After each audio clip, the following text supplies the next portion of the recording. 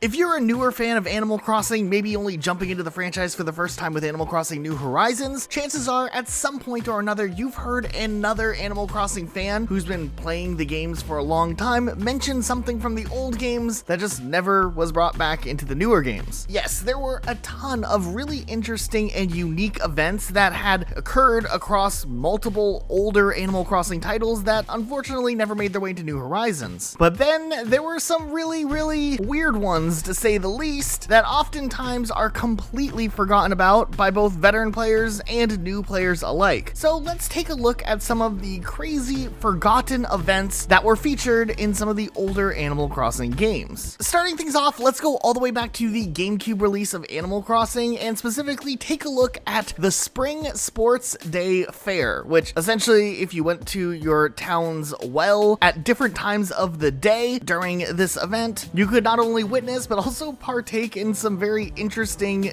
gym activities. Okay, and I guess that this one could have been done in either the fall or the spring, but we went to go take a closer look at this, and boy oh boy was this interesting. Over the course of 2 possible days, there are 4 events each day that you could participate in. At 9 a.m. it was aerobics, which were pretty much just the same thing as the summer aerobics that Copper will host anyways around 6 a.m., except apparently it's supposed to be competitive here. You can join in kind of, but you really can't, and figuring out the controls on the GameCube was a little confusing. 2 hours later though, there's the foot race, which is by the fountain, and this was just a very interesting experience. 2 villagers line up or a third one officiates it, and oh my god, is that a gun in Animal Crossing? Wow, I did not expect this at all. Chow just straight up pulled a Glock out to start off this race. This is probably one of the funniest things that I've ever recognized in an old Animal Crossing game. I can't believe this is actually here. So now you know, if you were ever wondering what Chow's deal is, he's usually packing, so don't mess with him. Somehow no one taking concern of this aside, this race is pretty anticlimactic. It's 2 villagers running around the fountain twice, and you can easily lap them here, and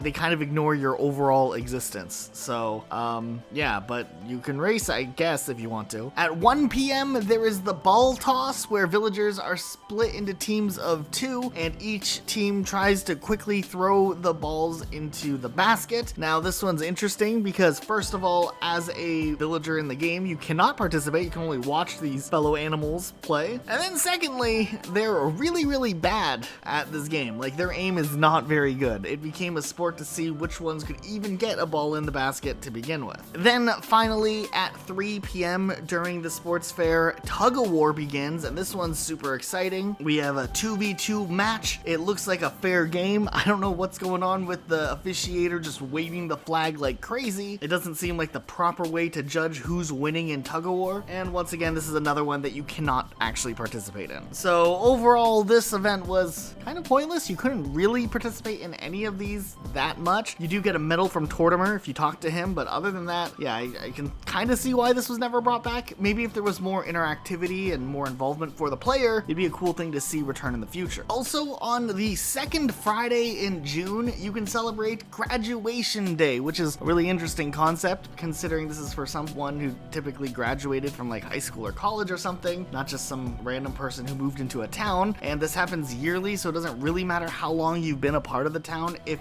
you literally moved in one day earlier, you still celebrate this, but I guess the idea of Graduation Day is to celebrate how far you've come in your Animal Crossing game. I get the concept of it, but I think it is a little silly how they tried to give it like some context in the universe here, and it's just interesting. And then there's this other really simple one from the GameCube era where Tortimer, the mayor of the town, would ask players if they could help him out while he was going to be out of town for about a week, where you were tasked at, during the evening time, heading into your town and going inside of the lighthouse to activate it to make sure that like no boats or something would crash into the town. After completing the task, if you do it correctly, Tortimer will reward players with a miniature lighthouse, but to date, this is the only time that you actually get to go inside of the lighthouse in any Animal Crossing game. Not too many people even know about this one, though we have covered it on this channel a couple of times. And then on the Japanese versions of the GameCube Animal Crossing, both the Plus version and the E Plus version have different forms of celebration of a holiday known as Bean Day. On the Plus version of the game, Tortimer will give players a bean throwing set, where this is a reference to a real Japanese holiday known as Setsuban, where traditionally people don masks of evil spirits and other participants throw soybeans at the evil spirits, and it's supposed to represent cleansing the household. It honestly looks like a pretty fun Japanese holiday tradition. So it's cool that it's referenced here in this older title, but a step further, which is really cool, is that in Animal Crossing New Leaf, Bean Day made a reappearance. In the Japanese version of the game, players get to wear the mask and run around their town, and villagers will respond by throwing beans at your face. Also in Animal Crossing City Folk, Bean Day did show up briefly, though you are unable to get it in American versions of the game now because of the Nintendo Wii Wi-Fi service thing shutting down. Still, it was cool that it had a mention originally in the non-Japanese versions of the game. I also recently found out that Bean Day's New Leaf event was in English versions of the game too. Had no idea about that. Kind of cool. When it came to Animal Crossing Wild World, I don't really know what the intentions were here. Some popular events were completely taken out of the game, like Halloween and Toy Day are not in Wild World, which was really bizarre. They appeared in every other game besides Wild World, but instead there were other little holidays and things introduced to try to keep the game relevant at all times throughout the year. And this is where we were introduced to one of the weirdest holidays, La-Dee Day, which essentially a villager will come up to you, you chat with them, and they will want to sing you a song, and then you get to pick if the song's good enough to become the new town tune. And they're obviously a really weird thing. We were getting footage of this, and we had Pierce approach us to tell us that he was MC Pierce with a new emo tune, which we thought was impressive in itself, so we automatically chose him to win, and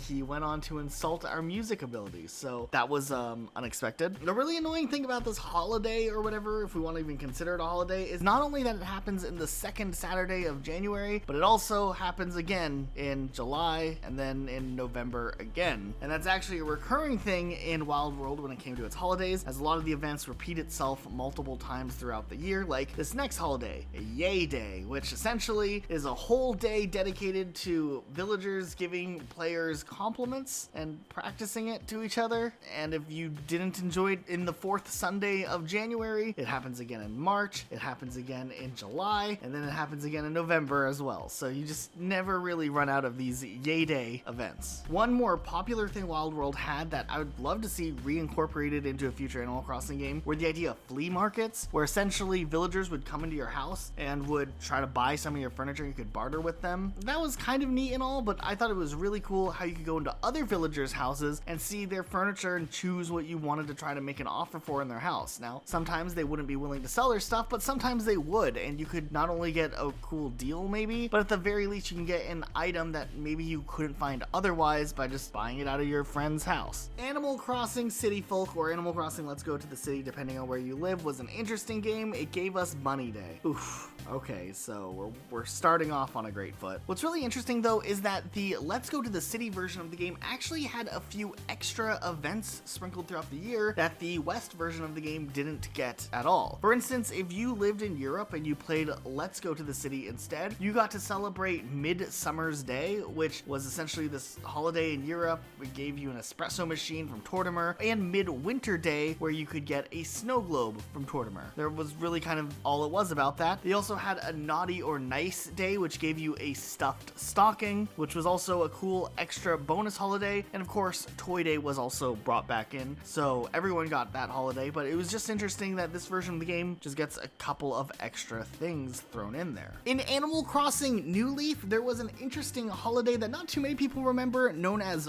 Weeding Day. Yeah, it doesn't really sound all that exciting, but actually it became a popular event on some people who were kind of in the advanced stages of playing Animal Crossing New Leaf. Now, of course, the way that the main event happens is Leaf will kind of set up shop and talk about this event, and essentially he has a bunch of specific furniture items that you can collect by participating in this event, which is kind of cool. And essentially, depending on which items you want, you have to go and collect a certain amount of weeds from your town, and it helps clean up your town, and then you also get some cool stuff. You can even go over to other people's towns and collect the weeds and bring them back, which also would help count towards your total amount of weeds collected in your own town to get the items you wanted. A little bit of a different type of event, but it was something really interesting that was introduced here. Now, a step further though was if your town was already beautiful and perfect and didn't really have any weeds, there was a chance that Leaf would then instead recommend a special public works project that would get you started with some cool shrubbery or other types of stylized plants. And in a game where you couldn't just decorate your overworld like you could in Animal Crossing New Horizons, this was actually a really big deal and something that was kind of special. So whether you were trying to get special topiaries or maybe you were just trying to get stuff from the furniture set, there was different things to do on this holiday. It's a real shame this one actually didn't make its way back into Animal Crossing New Horizons. Now, when we move on to Animal Crossing New Horizons, unfortunately there's not really too much to talk about that are like forgotten events, since this is the newest title in the series, though it is interesting how many events that had existed in previous titles, or events that are at least somewhat mentioned in New Horizons, never got full days associated with them. Instead, this just became kind of a seasonal furniture type feature in the game, where there'd be special items for holidays that weren't cool enough to have a dedicated holiday in the game, but still kind of cool enough to be mentioned, and that ended up being kind of the seasonal rotation of items that would show up in the Nook app. And then we would see on like social media, the Twitter account would post about these events and the things that you could buy because of the events, though there wasn't anything actually in game as far as like a special thing you got to do tied to these, so it was kind of unfortunate. But hey, they had Pi Day Pie, so at least we had that.